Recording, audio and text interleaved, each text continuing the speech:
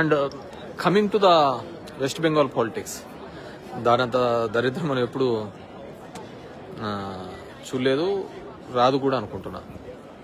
27 లక్షల ఓట్లు ఎంట్రీస్ చేయాలని చెప్పేసి అప్పీల్ చేసి ఎస్ఐఆర్ ద్వారా అని చెప్పేసి చేసిన కాలేదు.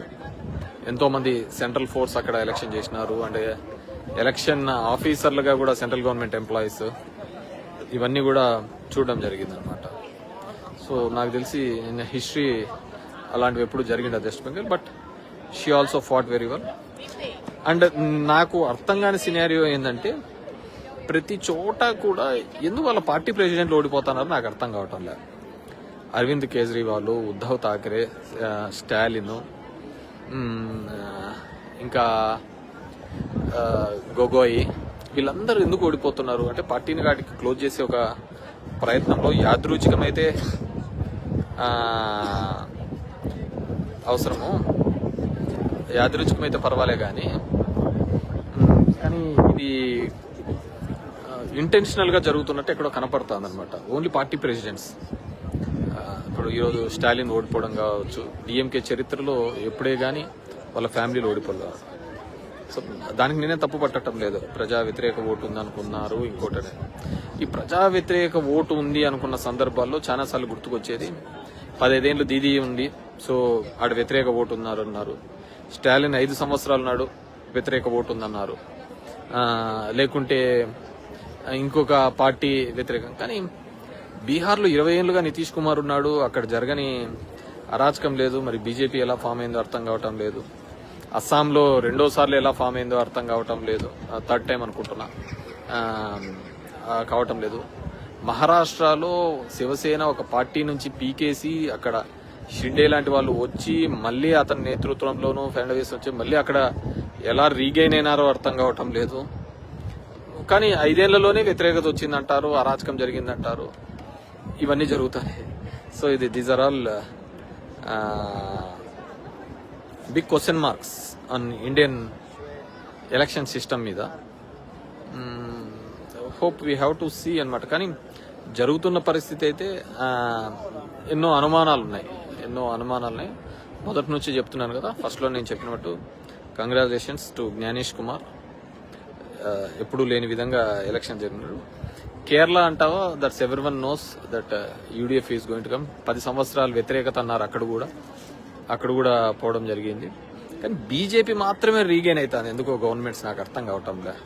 ఇది 2024 నుంచి జరుగుతున్న క్రమం చూస్తే బీజేపీ మాత్రమే పవర్ రీగెయిన్ అవుతుంది, మిగతా ఏ పార్టీలు కూడా రీగెయిన్ కాలేకపోతున్నాయి.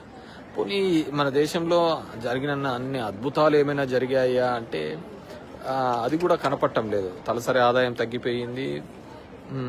సో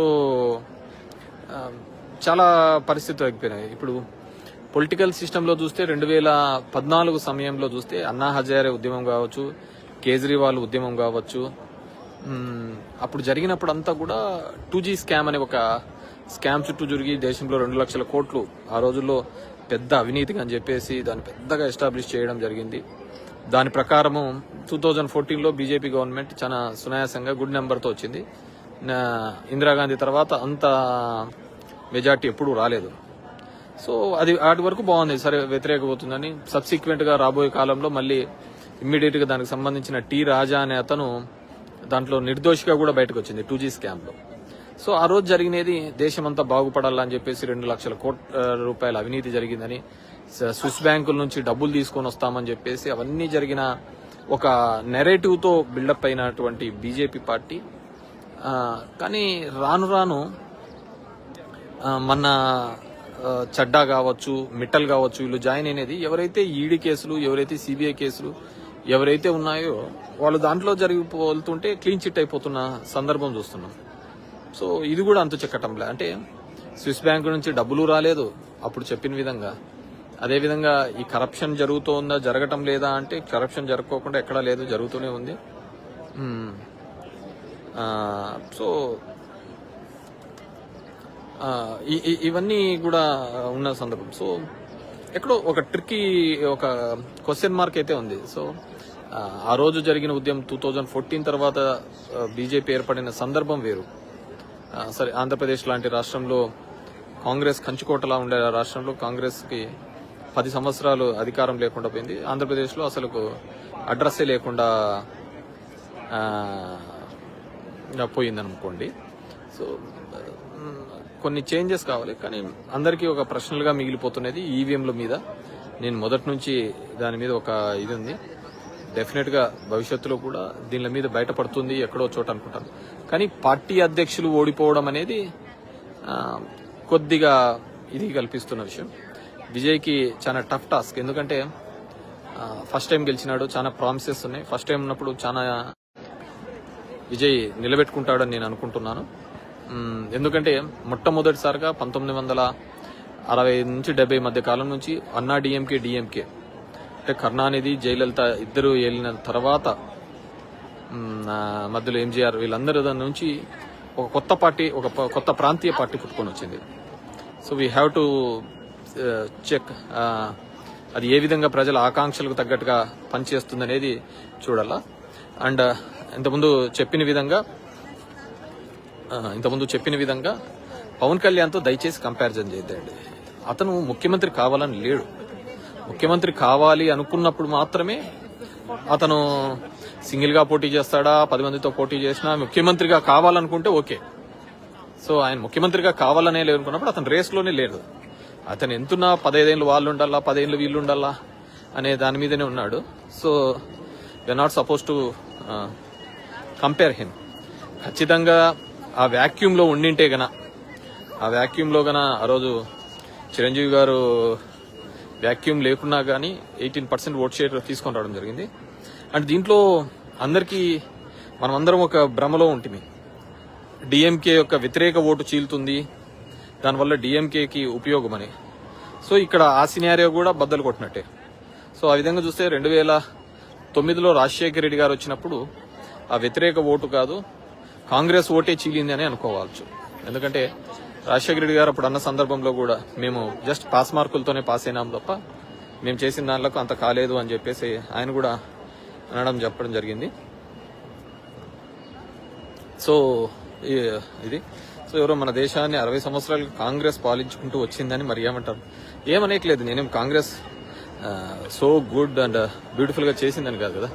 తర్వాత మనం ఆల్టర్నేటివ్ గా ఒకటి ఎలక్ట్ చేసుకున్నప్పుడు అది ఎంతవరకు పర్ఫామ్ చేసింది అనేది ఇంపార్టెంట్. వాళ్ళు చేయలేదు, మనం ఎంతవరకు పర్ఫామ్ చేసినాం అనేది కూడా ఇంపార్టెంట్ టాస్కే కదా. సో ఇట్స్ ఇది నాకు తెలిసి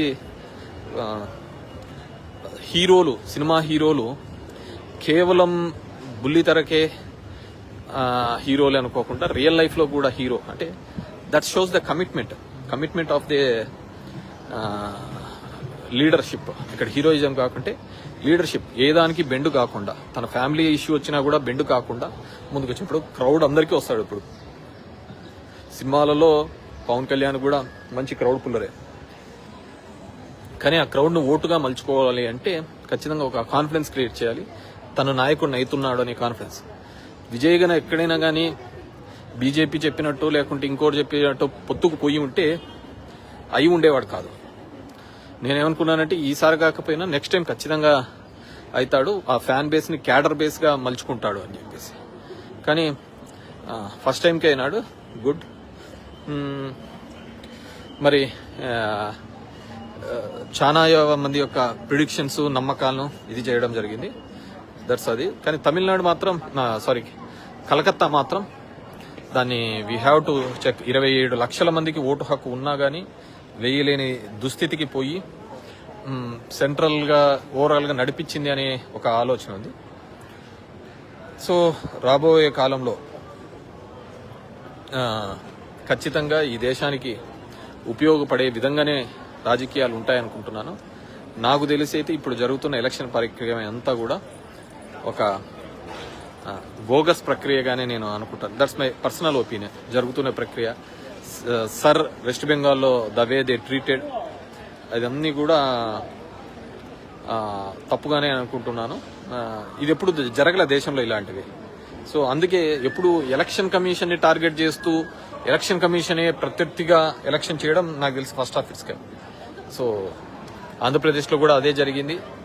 ఇప్పుడు చాలా మంది విశ్లేషకులు కూడా చెప్తున్నారు రాత్రి 12 నుంచి 2 గంటలకు ఓట్లు వేసినది ఎవరని. 3,500 ఈవీఎంలు పక్కకి ఎలా పోయినాయి అని చెప్పేసి ఇవన్నీ కూడా big question mark to everyone. So I wish Vijay and subsequent గా ఫామ్ చేసిన గవర్నమెంట్స్ పీపుల్ ఎక్స్పెక్టేషన్స్ కు తగ్గట్టుగా ఉండడానికి ప్రయత్నం చేయండి. చెప్పిన హామీలు ఇవన్నీ మత విద్వేషాలు, కులాల మధ్య చిచ్చులు కాకుండా దేశానికి ఎప్పుడు పాకిస్తాన్ని బేస్ చేసుకునే రాజకీయాలు వద్దు. పాకిస్తాన్ అనేది ఎత్తిపోయిన దేశం, దాంతో మనకు పోటీ ఏంది? పక్కనున్న అమెరికానో, యూరోపియన్ కంట్రీసో, లేకుంటే ఇంకా చాలా మంచి మంచి దేశాలు ఉన్నాయి కదా, వాటితో పోటీ పడండి. ఇంకా ఎత్తిపోయిన పాకిస్తాన్తో, ఏదానికి పనికిరాని పాకిస్తాన్తో మనకు పోటీ అయింది. ఎన్నాళ్ళలోనే ఆ పాకిస్తాన్ పెట్టుకొని దాన్ని చూపించుకొని ఒక మతాన్ని అడ్డుగా పెట్టుకొని రాజకీయాలు చేస్తా అంటారు. మంచి విద్యనిచ్చినాము, మంచి హెల్త్ ఇచ్చినాము, మంచి వాతావరణం కల్పించినాను, లివింగ్ స్టాండర్డ్స్ పెంచినాము అనే దాని మీద ఎలక్షన్స్ పోవాలయ్యా. నాకు తెలిసి మంచి హెల్తీ అట్మాస్ఫియర్ మధ్య ఎలక్షన్స్ కల్పించినాము. ఇవి కాలాలు పోతున్నాయి. ఇప్పుడు పక్కనున్న నేపాల్లో ఉన్నారు, జెన్జీ అతను వచ్చాడు, ఈజ్ గివింగ్ ఒక ట్రై చేస్తున్నాడు. ప్రపంచంలో మన చుట్టూ ఉన్న దేశాలన్నింటిలోనూ కూడా మార్పు వస్తుంది. మన దేశంలో కూడా మార్పు వచ్చింది, కానీ అది ఈవీఎంలలోనే దాక్కుందని నేను అనుకుంటున్నాను. Thank you very much. నా ఒపీనియన్ మనకు ఎప్పుడెప్పుడు చెప్పడం అలవాటు ఆగదు కాబట్టి ఇది ఎక్స్ప్రెస్ చేయడం జరుగుతుంది. Thank you very much.